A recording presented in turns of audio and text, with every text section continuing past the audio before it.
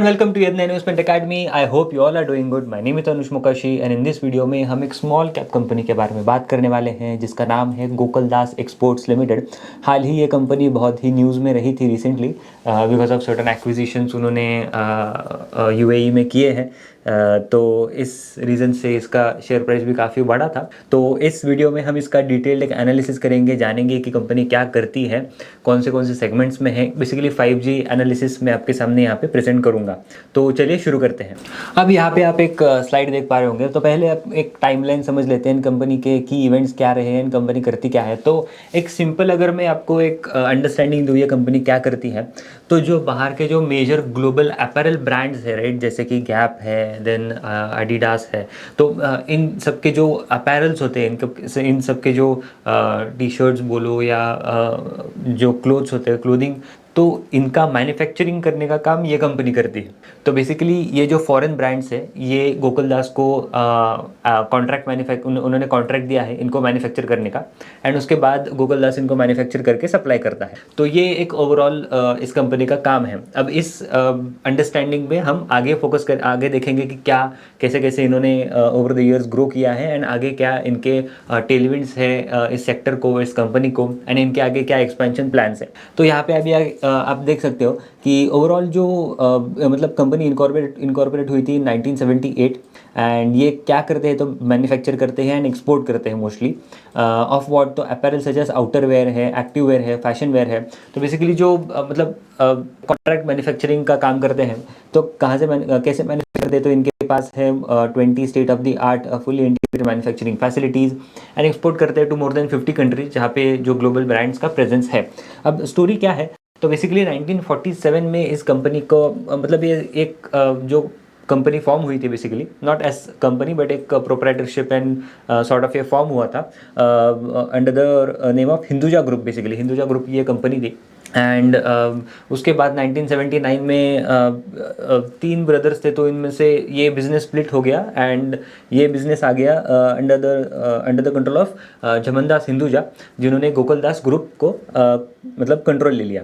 तो उसके बाद 1979 टू 2005 में कॉर्पोरेटाइजेशन हुआ, then Gokaldas exports limited as a company form हुई, एंड 2005 में इस कंपनी को लिस्ट कर दिया स्टॉक एक्सचेंज पे। देन उसके बाद 2007 में जो हिंदुजा ग्रुप है उन्होंने मतलब ऑलमोस्ट एग्जिट ही ले लिया कंपनी से, एंड ब्लैकस्टोन ने इसमें एंट्री ले ली। देन उसके बाद 2017 में ब्लैकस्टोन ने भी एग्जिट कर लिया, ऑलमोस्ट मतलब एग्जिट ही कर लिया पूरा। एंड उसके बाद क्लियर वेल्थ कंसल्टेंसी नाम की एक again this is also private equity company, इन्होंने यहाँ पे एंट्री ले ली। एंड इसमें जो mister Ganpati he is the man behind the turn around. हम आगे जानेंगे क्या स्टोरी है। तो बेसिकली इस कंपनी का भी एक टर्न अराउंड स्टोरी है। तो एक टर्न अराउंड पॉइंट यहाँ पे भी आया है, एंड उसके जो टर्न अराउंड है तो उसके बाद कंपनी काफ़ी रैपिडली ग्रो की है। देन उसके बाद 2021 में इन्होंने 300 करोड़ रेज किए वाया QIP, एंड वही 300 करोड़ इन्होंने यूटिलाइज किए हैं in setting up new units of woven facility knitwear in Bhopal and Tamil Nadu. Then इसके बाद 2022 में जो प्रोमोटर है करेंटली क्लियर वेल्थ कंसल्टेंसी, तो उन्होंने 2022 में स्टेक इनका कम कर दिया फ्रॉम 33% टू 24%। एंड बेसिकली ये स्टेक कम किया है just for this like now this is a PE fund, right, clear wealth consultancy is a PE fund. तो ये जो PE फंड है तो इनको बाकी भी एक अपॉर्चुनिटीज़ होती है इन्वेस्टमेंट करने के लिए। तो रीज़न यही सामने आया कि ये स्टेक क्यों ये बेच रहे हैं, तो रीज़न यही सामने आया है कि इनके बाकी भी अपॉर्चुनिटीज़ इनको मिलती है तो वो वहाँ पे इन्वेस्ट करते हैं। तो बट उसके बाद यहाँ पे 2022 में ही गोल्डमैन सैक्स and HSBC global has entered into this company. Then उसके बाद 2023 में इन्होंने एक पायलट फैसिलिटी स्टार्ट की ऑफ निटवेयर, एंड उस 2023 में ही प्रोमोटर ने अगेन उनका स्टेक रिड्यूस कर दिया up to 10 to 11%, and again Abu Dhabi fund has entered into this company. Then इसके बाद अगर स्नैपशॉट देखिए कंपनी एसेट क्या है, तो बिजनेस है इनका इन designing, manufacturing, sale, so wide range of garments for men, women, and children, and caters to several needs of leading international fashion brands and retailers. then उसके बाद अगर ओवरऑल मैन्युफैक्चरिंग कैपेसिटी की अगर हम बात करें, राइट, सो मैन्युफैक्चरिंग कैपेसिटी है इनकी 36 million pieces as of FY23, so ये एनुअल कैपेसिटी बेसिकली। देन उसके बाद एक कंपनी ने रिसेंटली एक एक्विजिशन किया है, तो वो है ऑफ एट्रैको ग्रुप। तो उनका कैपेसिटी है बेसिकली ऑफ 40 मिलियन पीसेस का। तो करंटली स्टैंड अलोन अगर हम गोकुलदास एक्सपोर्ट्स लिमिटेड की अगर हम बात करें तो इनका है 36, वेराज जो एट्रैको है तो इनका नियरली सिमिलर है। तो again this has been a very good acquisition for the company. तो उसके बाद 20 state of the art fully integrated manufacturing facilities है, 15,000 रफली मोर देन 15,000 इनके पास मशीन्स अवेलेबल हैं, 26,000 प्लस स्किल्ड प्रोफेशनल्स हैं जो कि इनके लिए काम कर रहे हैं, जो स्टिचिंग एंड ऑल दैट के लिए जब जो काम होता है यहाँ पे तो वो है। एंड उसमें से रफली 75 to 80% इज़ वुमेन पार्टिसिपेशन। तो यहाँ पे इसका एक एडवांटेज क्या है कि generally it is observe that women participation जहाँ पे होता है वहाँ पे स्ट्राइक्स का जो प्रॉब्लम है वो रिलेटिवली कम होता है। तो ये एक इनके लिए काफ़ी एक एडवांटेज है। देन उसके बाद 50 कंट्रीज़ में एक्सपोर्ट करते हैं and 5 value added services units in place है इनके।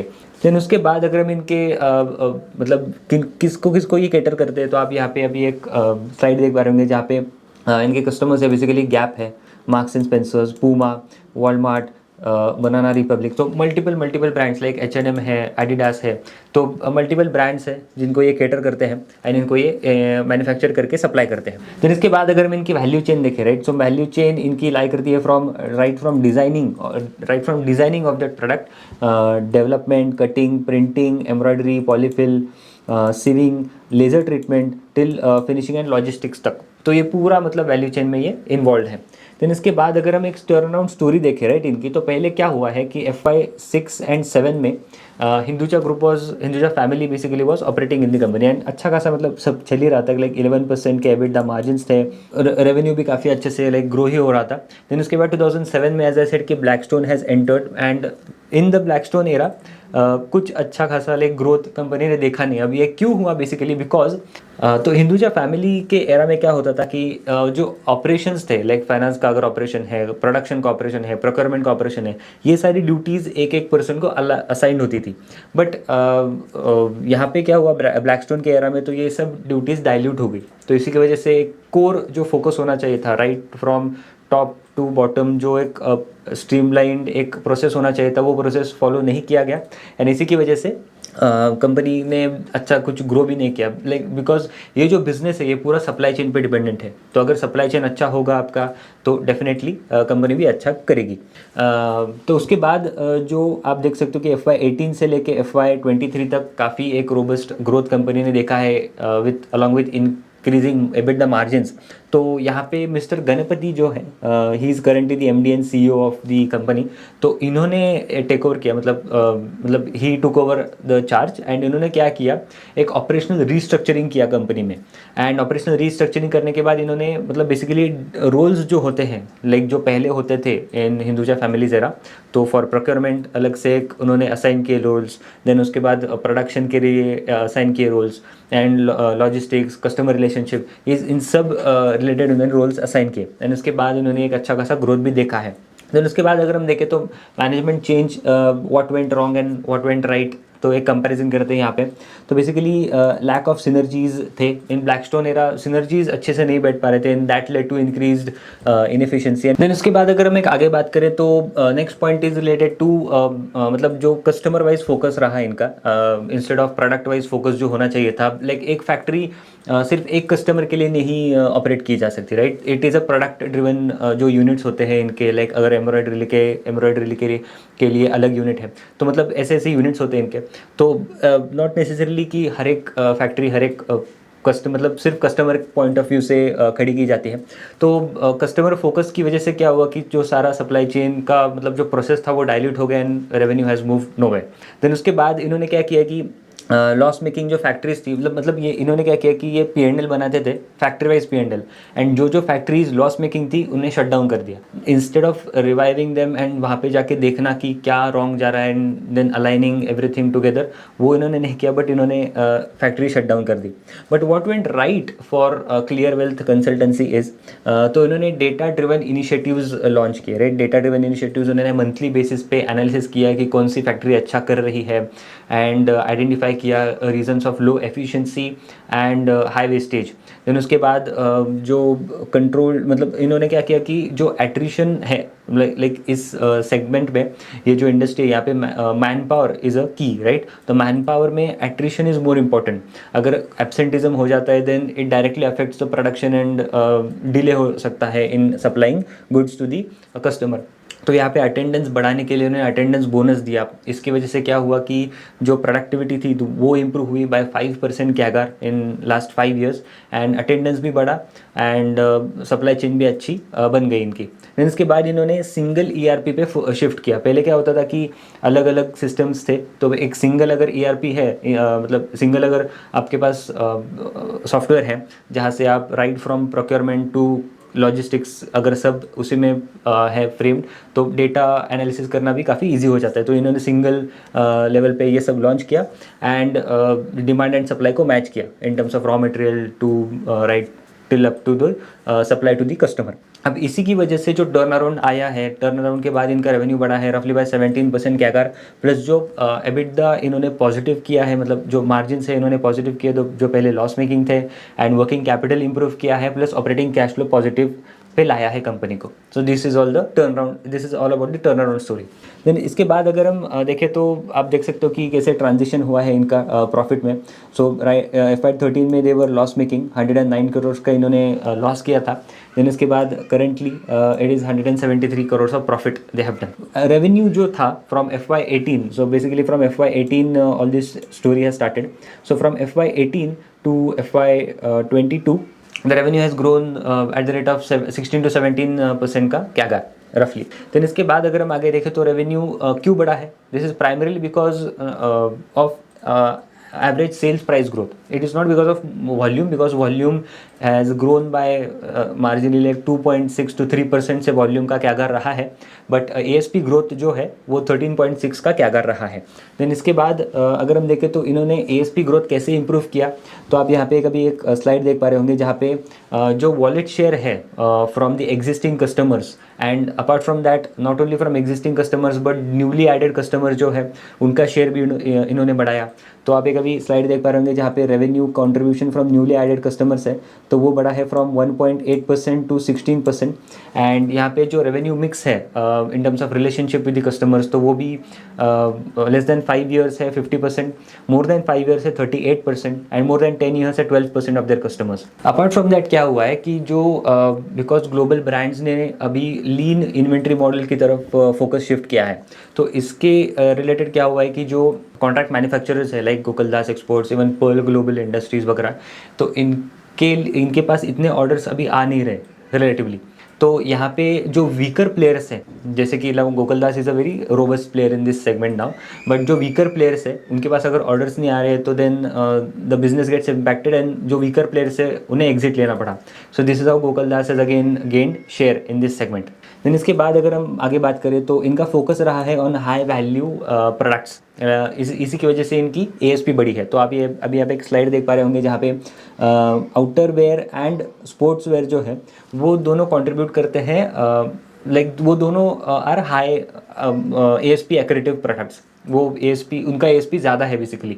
एंड इसी की वजह से आप देख सकते हो यहाँ पे कि जो फोकस रहा है वो हाई ASP प्रोडक्ट्स पे ही रहा है। सो फ्रॉम आउटर वेयर बढ़ा है from 23% mix to 36% mix, and जो ASP वाइज रेवेन्यू मिक्स भी अगर हम देखें तो वो बढ़ा है from 59% to 89% from FY19 to FY23।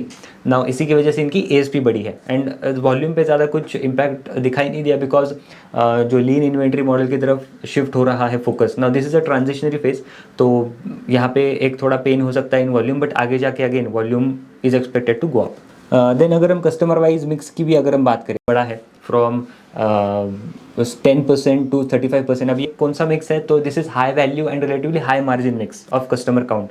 Then even in terms of sales mix अगर हम बात करें of high value and relatively high margin, तो वो भी मिक्स बढ़ा है फ्रॉम 42% टू रफली 80%।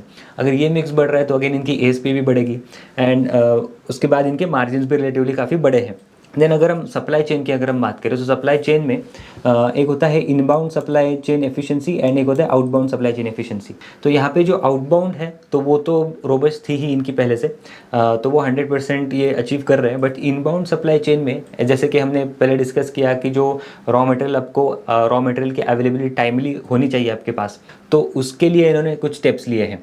तो वो स्टेप्स है कि लाइक सिंगल ERP इन्होंने बिठाया है कि अगर कस्टमर को लेट से अगर नेक्स्ट 60 डेज़ में उसको सप्लाई करना है तो then you should have this much amount of inventory prior to 60 days in your warehouse, something like that. तो यहाँ पे इन्होंने ये सब सेटअप किया। देन उसके बाद जो प्रोडक्शन डिलेज थे उनको कम किया। वो कैसे कम किया? जो एब्सेंटिज्म था तो उनको कंट्रोल में लाया। कैसे लाया? तो अटेंडेंस बोनस देके। देन जो एंगेजमेंट था विद इन द वर्कर्स उसको भी बढ़ाया। And this is how they have increase their inbound supply chain efficiency as well, right from 78% to 85% as of FY23। Then इसके बाद जो रॉ मटेरियल मिक्स है ना, यहाँ पे एक चीज़ यहाँ पे नोट करनी है कि जो रॉ मटेरियल मिक्स है उसमें 60% is cotton, like 60% cotton contribute करता है ना। यहाँ पे अगर कॉटन की प्राइसेस बढ़ी तो इनके मार्जिन्स पे इम्पैक्ट हो सकता है। अब कैसे? बिकॉज इनके जो कॉन्ट्रैक्ट्स होते हैं with the global apparel brands तो वो फिक्स्ड प्राइस होते हैं। तो अगर 100 रुपीज़ का एक कॉन्ट्रैक्ट है तो वो प्राइस तो चेंज नहीं होने वाली। बट अगर कॉटन की प्राइसेस बढ़ती है, like raw material cost is increasing, तो मार्जिन्स श्रिंक हो सकते हैं। देन इसके बाद आप परचेस कॉम्पोजिशन भी देख सकते हो कि रफली इनका जो डोमेस्टिक टू इम्पोर्टेड रेशियो है वो है in the range of 70 to 30%। Then इसके बाद इनके मार्जिन्स जो है तो आप देख सकते हो कि बॉटम लाइन मार्जिन्स काफ़ी रोबस्टली बढ़े हैं आफ्टर FY18। यही एक टर्न अराउंड रहा है। अब ये कैसे रहा है? बिकॉज ऑफ ASP ग्रोथ रहा है। ASP ग्रोथ से इन्होंने इन ओवरऑल मार्जिन्स पे फोकस किया है and plus economies of scale भी रहा है। Then high value and relatively high margin customers इन्होंने का मिक्स इन्होंने बढ़ाया है। तो this is how they have played out. Then apart from that आप एक अभी स्लाइड देख पा रहे हैं जहाँ पे टोटल रेवेन्यू फ्रॉम ऑपरेशंस का ब्रेकअप है। तो यहाँ पे एक्सपोर्ट्स अगर हम टोटल रेवेन्यू देखें, राइट, टोटल रेवेन्यू, तो एक्सपोर्ट्स कंट्रीब्यूट रफली 80%, रफली 9.6% is contributed by domestic sales and 5% is contributed by export incentives and other items. तो यहाँ पे क्यों इंपॉर्टेंट है हमें समझना? क्योंकि this company is mostly exporting company, ये एक सिर्फ एक्सपोर्टिंग कंपनी है मोस्टली। अब यहाँ पे इंपॉर्टेंट क्यों हो जाता है कि ये जो एक्सपोर्टिंग कंपनी है इनको गवर्नमेंट करेंटली इंसेंटिवाइज कर रही है टू एक्सपोर्ट मोर। ना यहाँ पे अगर ये गवर्नमेंट इंसेंटिव सीज कर देती है देना, तो यहाँ पे इनके रेवेन्यूज पे डायरेक्टली इंपैक्ट आ सकता है। वो कितना हो सकता है? 5%। तो 5% से सीधा इनका रेवेन्यू डिक्लाइन हो सकता है। This is again risk with the company. Then इसके बाद अगर हम देखें तो एक्सपोर्ट्स भी काफ़ी रोबस्टली बढ़े हैं। Exports have grown at the rate of 20% के आकार from FY18 to FY23। Then इसके बाद अगर हम डोमेस्टिक रेवेन्यू देखें तो डोमेस्टिक रेवेन्यू में इतना कुछ ज़्यादा ग्रोथ नहीं है। मतलब generally currently the focus is mostly on exports only. Then इसके बाद अगर हम रीजन वाइज रेवेन्यू मिक्स की अगर हम बात करें, राइट, सो रीजन वाइज रेवेन्यू मिक्स में भी आप देख सकते हो कि 84% जो रेवेन्यू है इनका तो वो आता है फ्रॉम नॉर्थ अमेरिका, 11% आता है from Asia and others Europe से रफली 4% आता है। सो मोस्टली कॉन्सेंट्रेटेड है रेवेन्यू इनका towards north American region. And यहाँ पे जो नॉर्थ अमेरिकन रीजन का मिक्स है तो वो इंक्रीज हुआ है, वेरेज एशियन मिक्स हैज़ डिक्रीज्ड। अब यहाँ पे इसमें भी अगर कंट्री वाइज की अगर हम बात करें सो मोस्टली ये कॉन्सेंट्रेटेड है टुवर्ड्स USA, राइट। तो USA का इनका रेवेन्यू बढ़ रहा है बाय 31% का क्या आकार, वेरएज कनाडा का भी बढ़ रहा है बाय 30% के आकार, बट वो बहुत ही कम है, it is very peanuts. Now इसके बाद अगर हम बात करें अबाउट जेंडर वाइज मिक्स की, तो ये बनाते हैं for women, main and kids. तो मतलब ये भी काफ़ी डाइवर्सिफाइड मिक्स रहा है इनका इन दिस सेगमेंट। देन इसके बाद अगर हम प्रोडक्ट वाइज रेवेन्यू मिक्स की अगर हम बात करें, so jackets, pants, tops and t-shirts and others. तो जैकेट्स आर कॉन्ट्रीब्यूटिंग रफली 35%, पैंट्स इज 16% एंड सबसे ज़्यादा ये बनाते हैं टॉप्स एंड शर्ट्स बेसिकली। तो यहाँ पे इसमें भी वी कैन से कि फेयरली डाइवर्सिफाइड इनका मिक्स है। देन इसके बाद अगर हम ड्यूपॉन्ट एनालिसिस करें तो ड्यूपॉन्ट एनालिसिस में आप देख सकते हो कि इनका रिटर्न ऑन इक्विटी बढ़ा है from 16.5% in FY22 to 19.5% in FY23 and this is primarily because जो नेट प्रॉफिट मार्जिन बढ़ा है from 6.5 to 7.8 and total asset turnover ratio बढ़ा है बिकॉज जितना ज़्यादा आप इन्वेंट्री टर्न करोगे तो उतना ज़्यादा आपका रिटर्न ऑन इक्विटी बढ़ेगा, उतना ज़्यादा सेल्स आपका होगा, मार्जिन बड़े हैं, return on total asset turnover ratio बढ़ा है and slightly offset by the reduction in the debt. Then इसके बाद अगर हम वर्किंग कैपिटल डेज की अगर हम बात करें, हमने अंडरस्टैंड किया कि कैसे इन्होंने जो सप्लाई चेन है उस कितना उन्होंने इसको स्ट्रीमलाइन किया है एंड इसी का इम्पैक्ट आप यहाँ पे वर्किंग कैपिटल डेज में देख सकते हो कि इन्वेंट्री डेज जो है वो डिक्लाइन हुए from 178 to 90 in last 10 years. In debtors days have been fairly stable, 30 से 22 तक आए हैं इन्होंने लाए हैं एंड पेबल डेज भी उन्होंने कम कर दिए, so 85 to 26, right? So this is again a robust thing with the company. Then इसके बाद अगर हम बात करें about other ratios like fixed asset turnover ratio and debt to equity ratio, fixed asset turnover ratio is increasing consistently. This is a good for the company. Then इसके बाद debt to equity ratio, again debt is again nothing, 0.04x का debt to equity ratio है, but यहाँ पे debt to equity ratio में एक catch है। Recently company ने जो एक्विजिशन किया है, जिस मतलब एट्रैको ग्रुप की हमने बात की थी जिसकी कैपेसिटी 40 मिलियन पीसेस की थी एनुअल बेसिस पे, तो वहाँ पे वो एक्विजिशन करने के लिए कंपनी ने थोड़ा बहुत डेट उठाया है, तो आगे जाके हो सकता है ये मतलब आगे जाके ये इंक्रीज हो सकता है debt to equity ratio company का। देन फ्री कैश फ्लो की अगर हम बात करें तो फ्री कैश फ्लो भी काफ़ी रोबस्ट है अभी कंपनी का। They have turn free cash flow positive and currently as of FY23 अगर हम देखें तो 242 करोड़ का इन्होंने फ्री कैश फ्लो अर्न किया है। देन इसके बाद अगर हम कुछ एक्सपेंशन प्लान्स की अगर हम बात करें, सो एक्सपेंशन प्लान्स में रिसेंटली इन्होंने मैन्युफैक्चरिंग कैपेसिटी बढ़ाई है from 30 million pieces to 36 million pieces, जो FY21 में 30 थी तो अभी 36 मिलियन पीसेस कर दी है। And apart from that they are also spending on मतलब एडिशन कैपेसिटी पे, spends on new capacity projects. आप देख सकते हो कि FY24 का इन्होंने गाइडेंस दिया है of 115 crore and certain modernisation spends भी ये करेंगे in FY24 of 30 crore and total capex spends will be around 145 to 150 odd crore. Then इसके बाद अगर हम कुछ इनके एक्सपेंशन प्लान्स की अगर हम बात करें एडिशनली, तो इनका एक मध्य प्रदेश में प्लांट आ रहा है जहाँ पे फेज़ 1 इन्होंने रिसेंटली स्टार्ट कर दिया है ऑपरेशंस का, प्रोडक्शन का, जहाँ पे इनकी कैपेसिटी है 2.5 to 3 मिलियन की। एंड जैसे जैसे इनको आगे जैसे डिमांड ट्रेंड्स इंप्रूव होते हुए दिखेंगे, जैसे और ऑर्डर्स आएंगे, इनको ऑर्डर इनफ्लो होगा तो वो फेज़ 2 भी स्टार्ट कर देंगे। एंड उसके बाद MP में ही क्यों, तो मैनेजमेंट हैज सेड दैट कि MP में the labour is quite abundantly available to them, because ये पूरा लेबर का ही गेम होता है पूरा मैन्युफैक्चरिंग का, तो लेबर अबंडेंस है वहाँ पे, शॉर्टेज तो ऐसा कुछ है नहीं, मैनेजमेंट को कुछ दिखता नहीं है, तो इसी की वजह से MP is a better place for them to enter. Then इसके बाद एक तमिलनाडु में भी इन्होंने एक निटवेयर फैसिलिटी स्टार्ट की है। अब यहाँ पे क्या होता है कि एक सेगमेंट होता है वोवन वेयर एंड एक सेगमेंट होता है निटवेयर। अब निटवेयर में क्या है, जो निडल से जो सिलाई की जाती है तो वो है, whereas woven is typically जो कॉटन वेयर हम मशीन से वगैरह जो सिलते हैं, सिलाई होती है, तो वो है। देन इसके बाद यहाँ पे जो नेटवेयर फैसिलिटी इन्होंने यहाँ पे लॉन्च की है, सो वहाँ पे इन्होंने स्पेंड किया है, कैपेक्स स्पेंड किया 140 करोड़ एंड ये स्टार्ट हुए इन जून 2023। एंड यहाँ पे नेटवेयर एंड वोवन फैसिलिटी अब रिसेंटली इन्होंने नेटवेयर में फोरे किया है, तो नेटवेयर फैसिलिटी का opportunity is equivalent to the woven facility का opportunity. So again now there is a optionality for them to play, अगर ये नहीं ग्रो करेगा तो मे बी ये ग्रो करेगा, सो अगेन यहाँ पे एक ऑप्शनलिटी इन प्ले है which is again a good point for the company. Then इसके बाद अगर हम अगेन इन्होंने कर्नाटका में भी इनके 2 यूनिट्स लॉन्च किए हैं। देन अपार्ट फ्रॉम दैट इनका प्लान ये भी है कि आगे जाके बांग्लादेश में भी एक JV सेटअप करे to explore new opportunities Europe में एक्सपोर्ट करने के लिए, बिकॉज हमने देखा कि यूरोप में रफली जस्ट 4% का ही इनका रेवेन्यू मिक्स है, तो वो इनको बढ़ाना है आगे जाके Europe and UK as well. तो यहाँ पे क्या है कि बांग्लादेश से अगर एक्सपोर्ट करते हैं टू यूरोप तो ड्यूटी फ्री एक्सेस है डायरेक्टली एक्सपोर्ट करने के लिए, तो प्राइसिंग जो है यूरोप में कम हो जाती है। वेरेज अगर इंडिया से यूरोप में एक्सपोर्ट करते हैं तो वहाँ पे इंपोर्ट करने की ड्यूटी लगाई जाती है इन यूरोप, तो अगेन प्राइसिंग प्ले होता है वहाँ पे। Now this is all driven by FTAs, हम इसके आगे बात करेंगे। देन अपार्ट फ्रॉम दैट जो रिसेंटली इनका एक बड़ा एक्विजिशन न्यूज़ में रहा है, तो वो रहा है अबाउट एट्रैको ग्रुप, जो कि इन्होंने एक्वायर किया है फॉर $55 मिलियन। तो यहाँ पे अभी आप एक स्लाइड भी देख पा रहे होंगे जहाँ पे इनके एट्रैको के फाइनेंशियल्स हैं। तो एट्रैको के फाइनेंशियल्स में एबिटा मार्जिन्स है रफली 9.1% इनके 2022 में एंड पैट मार्जिन आर 6.8%। अभी आपको गिरे हुए दिखेंगे यहाँ पे, मार्जिन थोड़े डिक्लाइन हुए दिखेंगे यहाँ पे। दिस इज़ प्राइमरली बिकॉज 2022 में इनका एक just one time setup cost था तो अगर वो एडजस्ट करके अगर हम EBITDA मार्जिन देखेंगे तो वो है रफली 10.7% के रेंज में। नाउ यहाँ पे एट्रैको को एक्वायर करने के पीछे का प्लान क्या है कंपनी का, तो इनके जो प्लांट्स हैं एट्रैको के, तो वो प्लांट्स है इन 4 यूनिट्स है in Kenya and 1 in Ethiopia.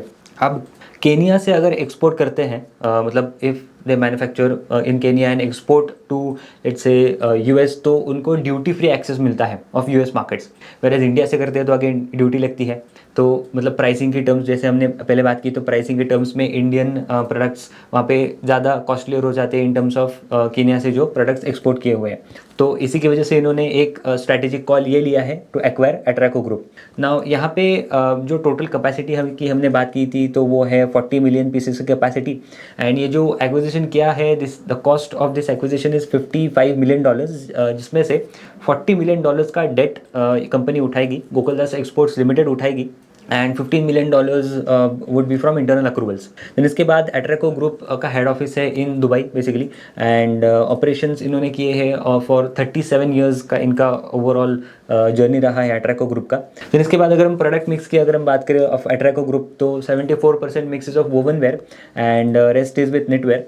And इनके 13,000 वर्कर्स हैं, 7,000 ऑपरेशनल मशीन्स हैं इनके, 95% इनका एक्सपोर्ट होता है mix. And apart from that एक की इंपॉर्टेंट पॉइंट यहाँ पे ये है कि only one customer is a mutual customer, like सिर्फ एक ही कस्टमर है जो गोकुलदास एक्सपोर्ट्स का भी कस्टमर है एंड एट्रैको का भी कस्टमर है, तो rest all customers are different, like so यहाँ पे क्या एक पॉजिटिव पॉइंट निकल के आता है, क्रॉस सेलिंग अपॉर्चुनिटी काफ़ी ज़्यादा हाई है, ये सिनर्जीज काफ़ी ज़्यादा मतलब अच्छे से प्ले आउट हो सकती है दोनों कंपनीज के एक्विजिशन मर्जर के बाद। देन 4 यूनिट्स, इनके जो केनिया में जो 4 यूनिट्स हैं, तो वो मतलब उन यूनिट्स को एक टैक्स हॉलीडे का एक स्टेटस है, तो नाउ अगेन टैक्स कम देना पड़ सकता है, and then again your saving and आपका प्रॉफिट मार्जिन ज़्यादा होगा, तो this is again a positive for the company. Then apart from that मतलब गोकुलदास एक्सपोर्ट्स के मैनेजमेंट ने ये भी कहा है कि जो एट्रैको का एक्विजिशन इन्होंने किया है, तो वहाँ पे मार्जिन एक्सपेंशन का एंड मतलब ग्रोथ का काफ़ी ज़्यादा स्कोप है थ्रू कैपेसिटी इंप्रूवमेंट, मतलब कैपेसिटी एनहांसमेंट जो इंक्रीज़ की जा सकती है वहाँ पे, and better productivity through automation. And जो रेवेन्यू है इन नेक्स्ट 3 to 4 ईयर्स जो गाइडेंस दिया है कंपनी ने ऑफ रेवेन्यू, जो हो सकता है इंक्रीमेंटल रेवेन्यू फ्रॉम एट्रैको, तो वो हो सकता है in the range of $20 to $30 million. Again the growth is मतलब ग्रोथ काफ़ी एक्सपेक्टेड है फ्रॉम दिस कंपनी। ना अब हम थोड़ा इंडस्ट्री के बारे में बात करते हैं। तो हमने कंपनी के बारे में जान लिया कि कंपनी ने कैसे टर्न अराउंड किया है, कंपनी का क्या मिक्स है, तो फाइनेंशियल्स एंड जो कंपनी रिलेटेड आइटम्स है, एंटरप्राइज हमने जान लिया। अब थोड़ा इंडस्ट्री के बारे में बात करते हैं।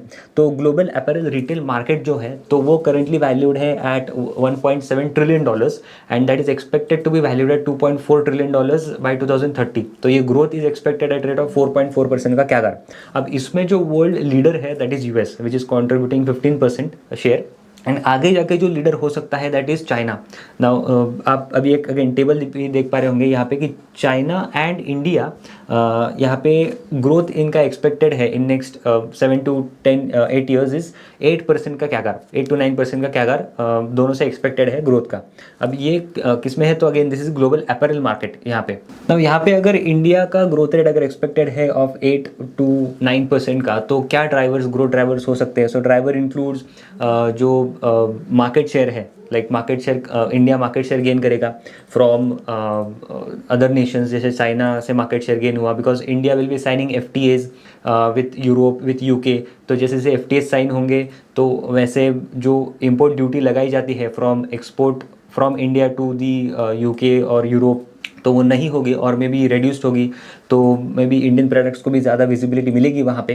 तो उसके बाद China plus one theme is also playing out, right. So China plus one theme में मार्केट शेयर इंडिया गेन कर सकता है। देन उसके बाद इंडियन गवर्नमेंट भी काफ़ी पुश दे रहा है through PLI, through export incentives, तो वो भी ज़्यादा ड्राइवर्स हैं।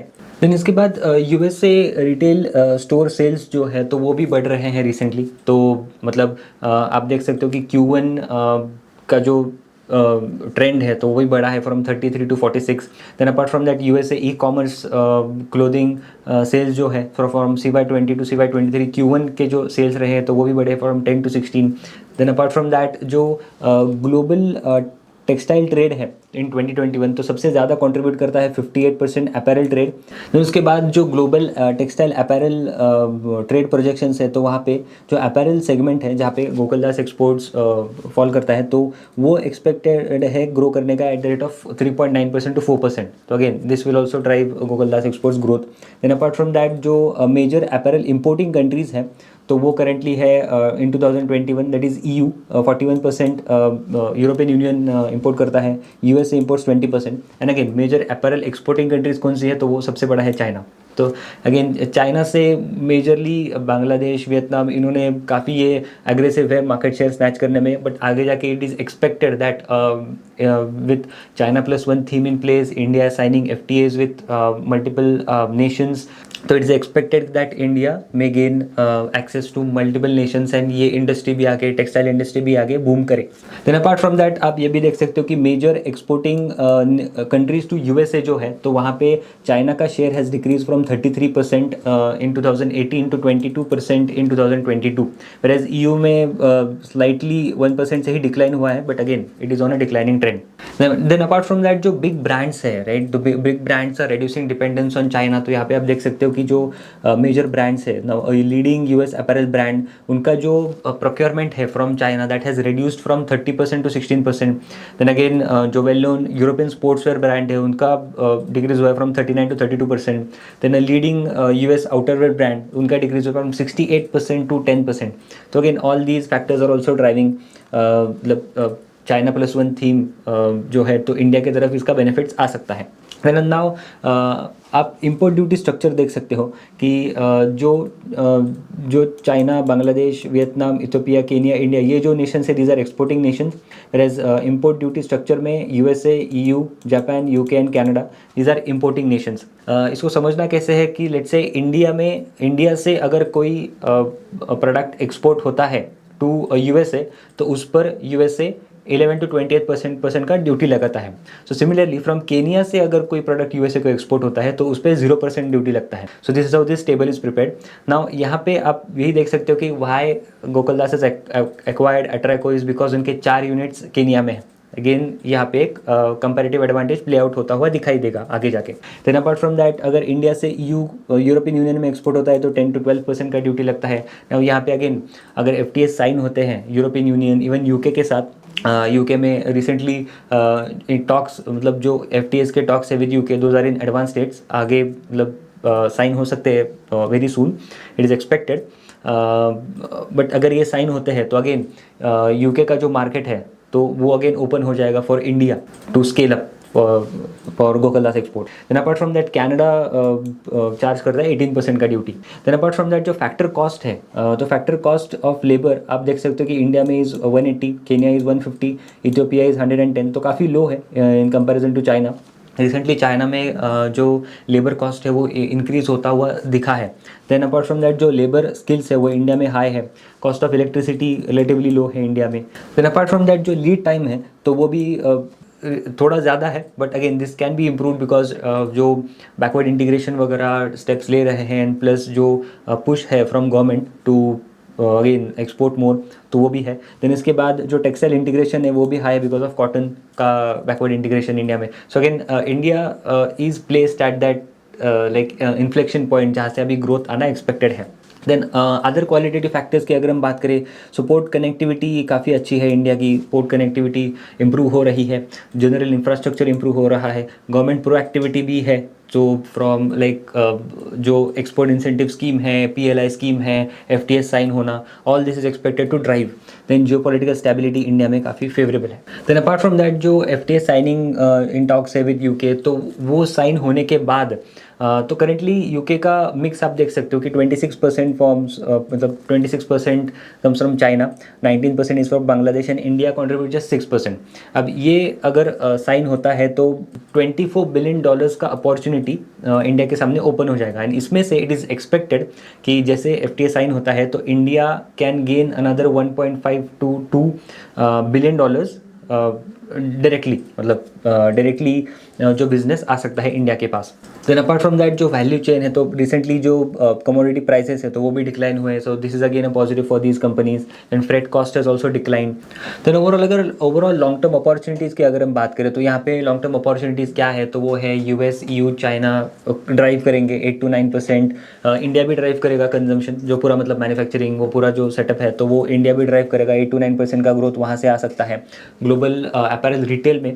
Then apart from that China is expected to become the dominant player यहाँ पे, but again China may also lose the market share because as we discussed कि China plus one theme, FTAs India के sign होना, India में काफ़ी push होना towards exports, PLI है, एफटीएज sign हुए हैं एंड ऑल दैट पुश। तो चाइना में lose, like Bangladesh has already snatched majority of the share from China in US markets, in EU markets, तो वो भी है। देन रॉ मटेरियल प्राइसेस अभी स्टेबलाइज हो चुके हैं तो वो भी एक ड्राइवर है।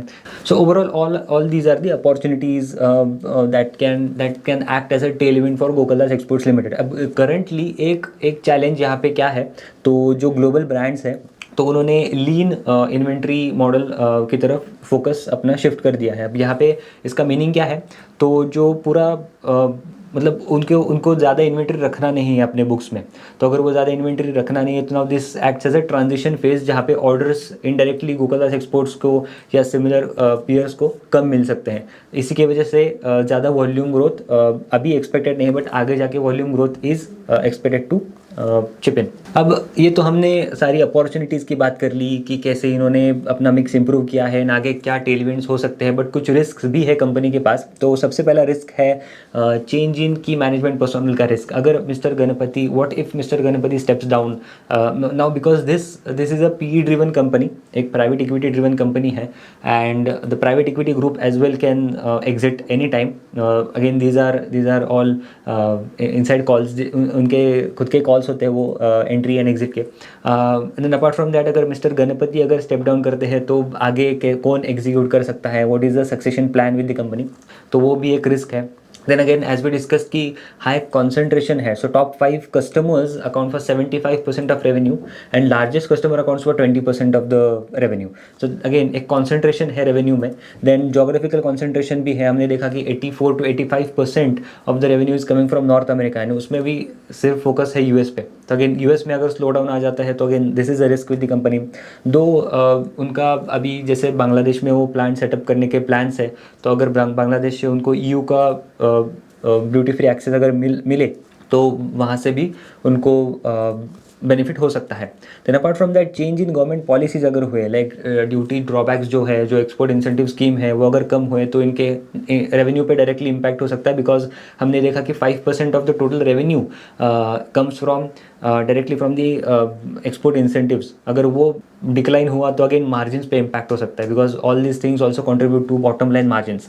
Then apart from that availability and training of manpower, because manpower is also मतलब की फॉर दिस सेगमेंट, बिकॉज अगर ये बांग्लादेश में अगर एंट्री ले रहे हैं तो again the labour strike issues are much much much higher वहाँ पे in comparison to other nations. So all these are risks with the company. Then lastly अब हम कंपेरिजन करते हैं of Gokaldas Exports, KPR Mills, Arvind Fashion, Pearl Global and अट्रैको का। अब यहाँ पे KPR Mills and Arvind Fashion are not directly comparable, but Pearl Global is a directly comparable company with Gokuldas exports. तो यहाँ पे आप देख सकते हो कि जो वर्टिकल इंटीग्रेशन है तो गोकुलदास एक्सपोर्ट्स का करंटली पार्शियल है एंड पर्ल एक्सपोर्ट का भी करंटली पार्शियल है। And knit and woven garment segment की अगर हम बात करें तो वो दोनों knit Gokaldas is also in both the segments, whereas Pearl Global industry is also in both the segments. Range of products की अगर हम बात करें, right, so Gokaldas exports manufacture from casual wear, bottom wear, outer where, sports wear. हमने देखा कि outer wear is a high ASP product, तो वो मार्जिन एक्रेटिव भी है रिलेटिवली। तो ये इनके प्रोडक्ट मिक्स है, whereas Pearl Global is focused on fashion wear, casual wear and bottom wear. So similar category of products है। Then capacity की अगर हम बात करें सो 36 मिलियन पीसेस की कैपेसिटी है गोकुलदास एक्सपोर्ट्स की, वेयर एज 81 मिलियन पीसेस की कैपेसिटी है पर्ल ग्लोबल इंडस्ट्रीज़ की। वॉल्यूम है 28 million for Gokaldas exports, 51 million. So double है इन टर्म्स, मतलब Pearl Global is basically double here. Realisations are 744, whereas Pearl Global के थोड़े कम है। रेवेन्यू इज रफली 2000 और करोड़, 3000 करोड़ रेवेन्यू है of Pearl Global EBITDA margins 12% है for Gokaldas exports whereas Pearl Global is at 8%। Now ये यहाँ पे गूगल दास के मार्जिन ज़्यादा है। नाउ दिस शोज़ कि उन्होंने जो सप्लाई चेन में जो इम्पैक्ट मतलब जो स्पेंड किया है उनका सो स्पेंडिंग किया है, इम्प्रूव किया है सप्लाई चेन, तो इसका इम्पैक्ट यहाँ पे दिख रहा है। Then apart from that ROE की अगर हम बात करें, सो आरओई भी सिमिलर रेंज में है। Debt to equity is again very low, but यहाँ पे गूगल दास एक्सपोर्ट्स का डेट टू इक्विटी आगे बढ़ सकता है because of the acquisition they have done. Inventory days की अगर हम बात करें सो गूगल दास के इन्वेंट्री डेज कम है। डेटर्स डेज की अगर हम बात करें सो इन लाइन है दोनों के। पेबल डेज गूगल दास एक्सपोर्ट्स के कम है। मार्केट कैप की अगर हम बात करें सो गूगल दास एक्सपोर्ट्स का मार्केट कैप ज़्यादा है, वेर एज पर्ल ग्लोबल का मार्केट कैप रिलेटिवली कम है। It is relatively half basically, because again margin भी है, then P expansion is also P expansion also plays a important role यहाँ पे। So this was it. I hope आपको ये video अच्छा लगा होगा। ऐसे और वीडियोज़ के लिए हमारे चैनल पे बने रहिए। Thank you so much.